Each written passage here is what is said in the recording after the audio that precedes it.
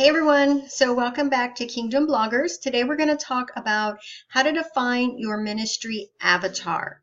And so if you're not sure exactly what an avatar is, your avatar is basically your ministry's target audience. So with your blog, who exactly are you writing your content to?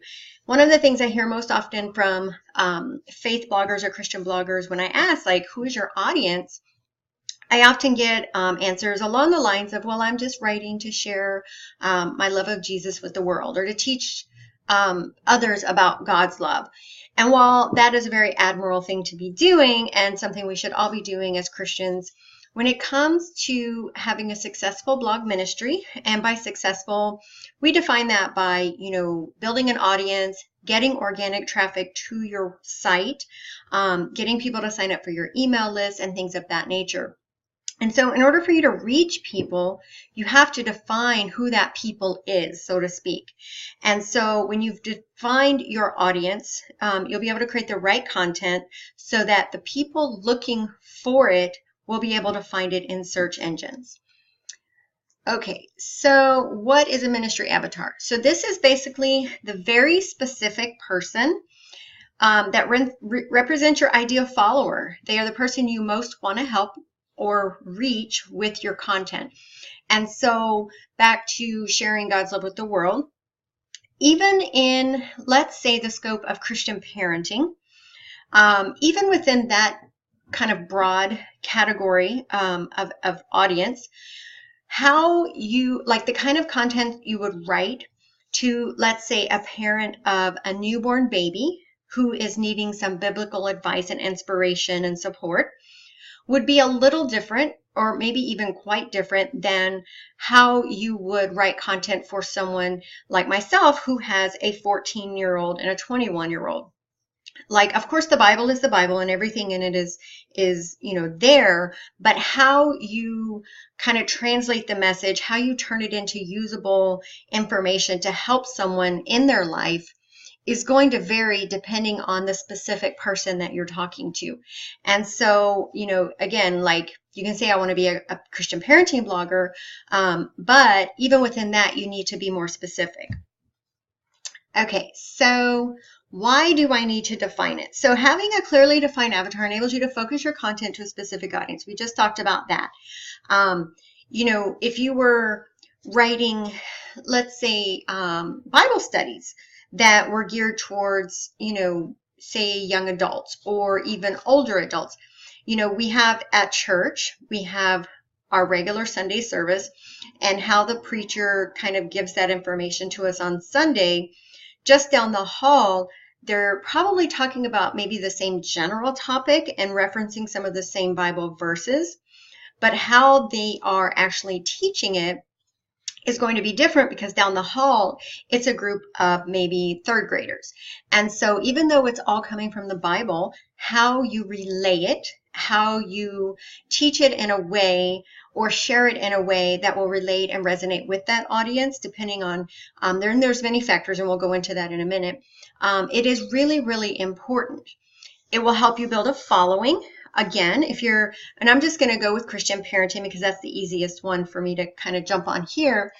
But if I was writing to moms of teenagers trying to seek biblical advice and encouragement, I would write, in my own thoughts as far as things I'm specifically going through right now and the things I might need help with because I have a 14-year-old daughter. And so the people that would be looking for that information online would then want to become my follower. So if I was writing about, being a parent of a teenager today, and then tomorrow I threw in something about babies, like it would kind of confuse my audience because in order to build a following, they need to really be able to resonate with the content that you were writing. So the other thing with defining your audience is it does help in building your SEO profile with search engines. And so the more you write about a very specific kind of topic, the more those keywords will get picked up by the Google algorithm and the crawlers to kind of say, oh, this website is about, and then fill in the blank. So again, talking to a specific audience, building your following, writing content that's going to resonate with them so they'll want to continue following you. And then, of course, if you are choosing to monetize or hoping to earn any sort of income through your ministry, which is totally okay. I know that, and this is going to be a whole nother topic that we talk about. But if you are trying to monetize your ministry in any way, having a clearly defined avatar is going to help you know what types of products or services that your target audience would need or want. Again, back to the Christian parenting, you know, if my primary purpose was talking about parenting teenagers, I wouldn't necessarily recommend a book to my audience that had to do with being a mom of a newborn. So if that kind of makes sense, I mean, I just keep using that one because it's easy. But even if you do like Bible studies, you know, unless, of course, your target audience was simply people looking for Bible studies, then it would be okay for you to write a wide variety of Bible studies appealing to different demographic. If your whole goal was to create and maybe sell Bible studies, then that would be okay. But if your target audience was, say, maybe millennials, young adults, the Bible studies that you write would need to really reflect and relate to their current struggles, and not just their struggles, but their thought processes as well, how they process information, because we all know how kids, and I say kids, young adults today versus some of us older folks, how we process things in the world is a little different because times are different now. So again, it just really helps you hone in on building that audience that you're trying to build. So how do I define? So basically, you want to be as specific as possible. I mean, you start in the general thoughts, you know, let's say Christian parenting, or let's say Bible studies, or maybe homeschooling. Don't try to be inclusive of too many variables. And what I mean by that is I've often spoken to some Christian bloggers and regular niche bloggers as well that, well, I started writing about this, but then I felt bad because I got a comment that I was leaving out this other type of demographic. The reality is you're not here to write for everyone. You are here to carry God's message to a very specific person. Even churches today are targeting the types of parishioners they want to bring in. Of course, we want to save everyone as Christians, but even in the marketing of churches, some churches market more to the older generation, and they tend to be more traditional in their services, the music, the worship, and how they relay the message. But then down the road, you might have one that is a little more targeted to the younger adult generation who isn't so keen on the traditional Bible hymns and things like that, but want a little more modern type of worship music. And then how the pastor would relay the message to them is going to be a little more modernized than maybe some traditional ways. So if you think of it in those terms, your blog ministry needs to do the same thing. So when you try to do it and approach it in a way that you don't want to leave anybody out, you'll really struggle to build an audience. Pick your target audience, who it is you want to help with what you are writing. Those who are looking for it will then become your followers. They will seek you out and they will follow your ministry, and you'll be able to help them and change their lives through the Word of God.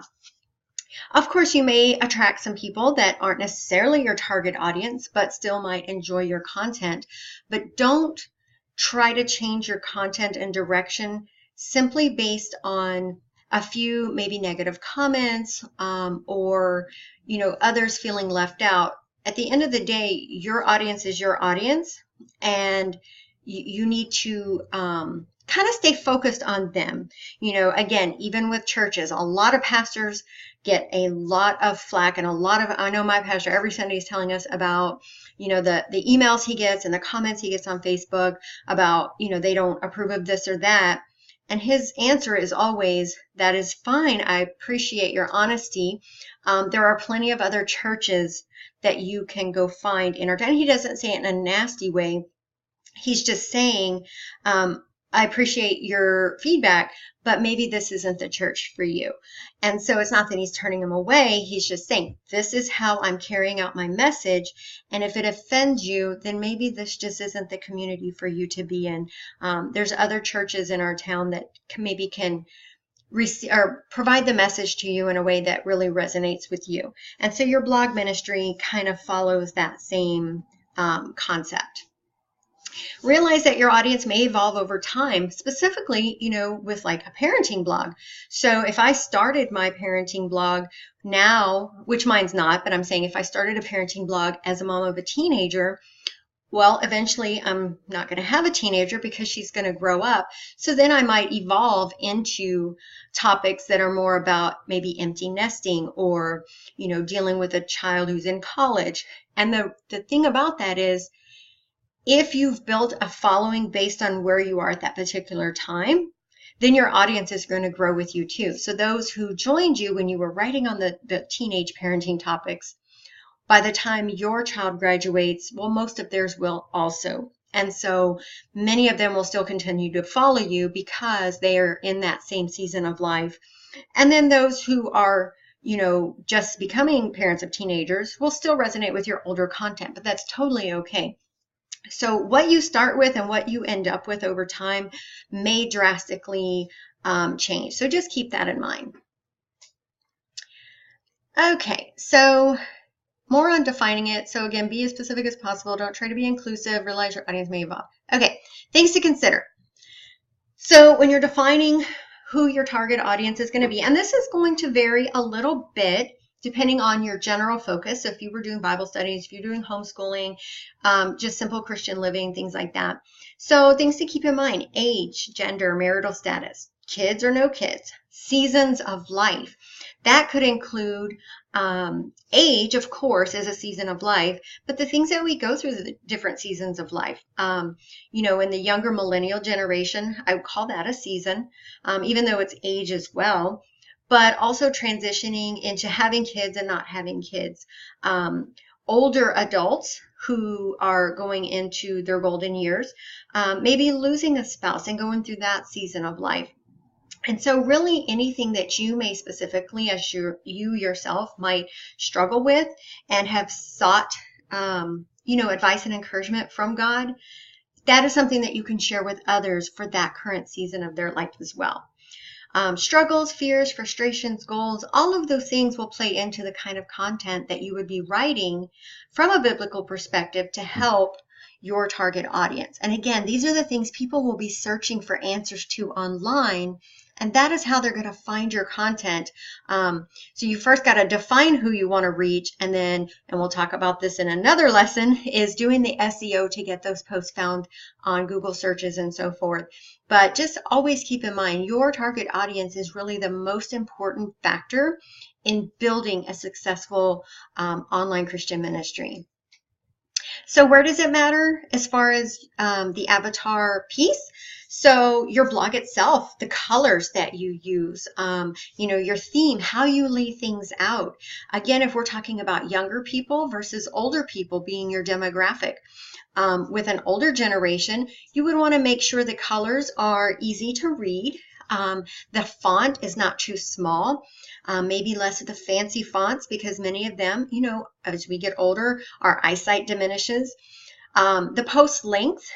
So if you're writing to, stay-at-home moms who don't necessarily have a lot of time to read a full-length blog post, maybe adding a short video to it. But then if you're creating it for maybe working moms who really can't watch a video when they're on break at work, but they could read a longer post. So all of these things will play into, getting more traffic to your site, but just keeping them engaged when they do get here.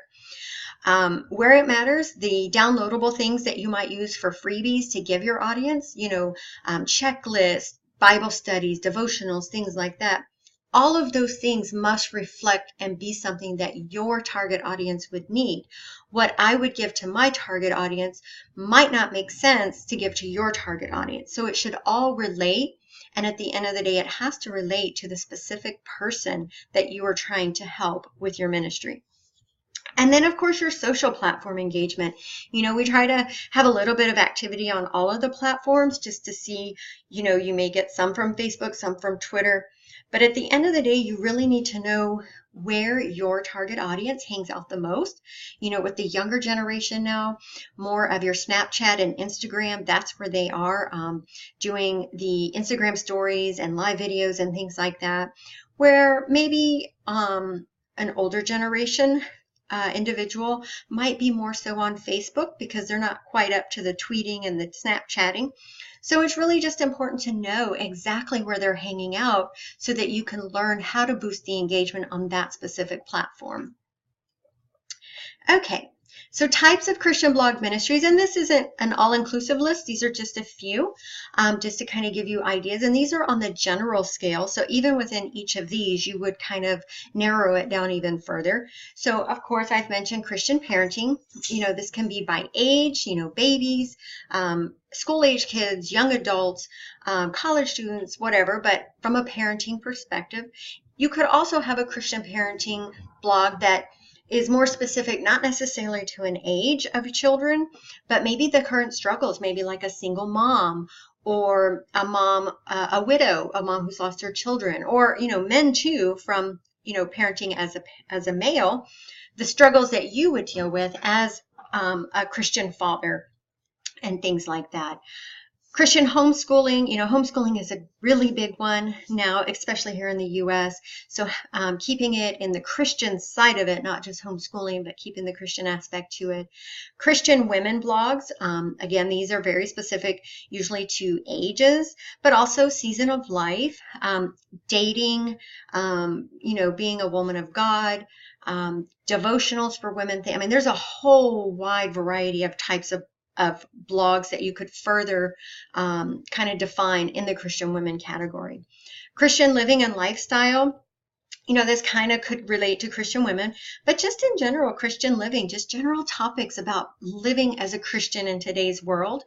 I have a few of my students who kind of do the homesteading thing. And so Christian living on the farm, simple living, things like that. And so also within those, and again, this might be more with the women, but also the Christian living, college students, Christians in college, that is a complete lifestyle all on its own. And so providing resources for those who are in college or college age, dealing with how to be godly in a not so godly world, especially in the college environment. And so that's another kind of thing. And then even within that, you can further define it. Bible studies, we've talked about that. So writing Bible studies, kind of breaking down the Bible, that one definitely needs to be niched down, unless the goal is simply to sell Bible studies, and you could have a variety. But if your whole purpose is writing Bible studies, you'll get more engagement and more of a following by being specific to the type of Bible study. So is it for men? Is it for women? Is it for young people? For older people? Ministry blogs. So these would be things that maybe churches use, like how to improve church ministry, how to take ministry online, a lot. And with ministry, I would say maybe some business topics from a church perspective, helping the church build an online following, or advice and tips for churches to grow. So again, a ministry blog could take a wide variety of directions. Christian book reviews, or book reviews in general. That's a big one. There's a lot of great Christian authors out there. And so there's several sites that do focus on doing reviews of books. And they may add a little other stuff into their site as well, but the focus really is primarily the reviews of the books. And so again, these are just a handful of general topics. There's a whole lot more out there. So at the end of the day, you really just have to think, what is it that I am passionate about? And that I could maybe use my own experiences in life, and having used God and the Bible to help get me through it, how can I take that experience and turn it into a ministry to help others who may be going through the same thing? When you write about something that you've personally experienced, it's really, really much easier to come up with the content because you know what you needed in that time. Evolution of your ministry, we talked about this as well. Over time, it will evolve depending on the specific niche, like parenting, your audience will evolve, age out, and so forth. You may start with one very focused category of audience and later branch out as you learn more about them. And so this is where we always say start small. Don't start as a lifestyle blog where you have like 10 different things you talk about. Pick 3 to 5 general topics that all relate to a very specific person. And then as you build that following and get more people following it and get more feedback and advice and things from social media, comments on your blog posts and things like that, that can give you ideas to maybe branch out a little further, but still keep to the common basis of what you started with. Focus on your ministry's purpose. So I kind of hit on this earlier. So while you will gain a few followers that don't necessarily fit into the audience you've intended, continue focusing only on the audience you started with, like who you want to help, that very specific person. Be mindful of comment trolls, and that's such a nasty term, but unfortunately, it's a problem that we do have to deal with in any blogging platform, but especially as Christian bloggers. There are a lot of people who do intentionally visit Christian sites simply to leave hateful comments. And while we may want to view it as possibly someone reaching out, that is hurting, you can look at it that way. And of course, as Christians, we should always try to see, when that is the case. But you have to be very mindful when these comments are left on your site. While you may avoid them, other people will then begin engaging, and the comment discussion will get really nasty. And so to keep, a good place, a good, happy, Jesus-centered place, just be mindful of that. If people comment to you or even send you messages offline that, well, I think, it's great that you're talking about this, but it kind of stinks that you're leaving out, these people or whatever. Your audience needs to be focused on who you say it is.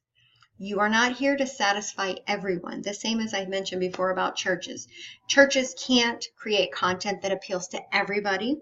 They choose an audience that they want to build their sermons and so forth around. And those who are not comfortable or who don't approve, there are plenty of other bloggers out there who provide the type of environment and community that they would be more satisfied in. And so just keep that in mind. While you may need to adjust your strategy to meet the needs of your specific avatar, don't change it just to make others happy. So if someone comes in and again starts complaining, and I say come in, you'll get messages, you'll get comments on the blog, you'll get comments on social media. A lot of times they may just reach out to you directly.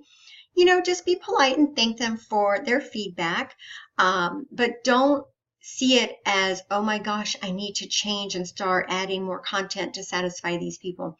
That is not how an online ministry works. And so when you start doing that, then you start adding too many variables to the equation, and it will kind of make the Google bots confused, like, what is this website about? And that will in turn hurt your SEO and make it more and more difficult for the people that you intended to help in the first place. It will make it more difficult for them to find your content. And so when you know who it is you're trying to help, you always focus on them and how you can bring them more closer to God, or bring some biblical advice to help them with whatever their struggle is. So just keep that in mind. I've seen too many times where, someone did something on social media and then they got some nasty comments. So now they're like, well, I guess I should start adding this. And that's not the way to approach it. Stick with who you want to help and don't worry about the rest. Okay. So that is really all. I can't stress this part enough. Many bloggers get started and they just kind of go with it, and they never really thought about who their actual audience should be. And so once you have figured this out, the biggest things, you're going to be able to know them. Like, what are their needs? What are their struggles? What kinds of things would they be going on to Google and looking up? And that's really what it amounts to with an online ministry, is what are they typing in that Google search box? Because what they're typing in there is they're looking for answers. And so when you're able to write content that answers those things that they're searching, they're going to find you in the search results when they are looking, and then they're going to start following you. They'll also find you in other places like Pinterest and so forth, but it's going to be off those keywords. Again, with the monetizing, if you choose to earn money with your ministry, then being able to promote the right types of products, not just randomly grabbing at things and throwing them out there and hoping someone wants them. If you're writing devotionals or writing Bible studies, even if you are writing them as something that you can sell on your site, again, they need to be focused to the people who are visiting your website. And so at the end of the day, nothing else matters if you don't have a target audience in mind when you start building this ministry. So I hope this was helpful. If you have any comments, please leave them below. You can also visit us on our Facebook page. We're on all social media, Kingdom Bloggers, and we hope to see some of your own content really soon. Bye-bye.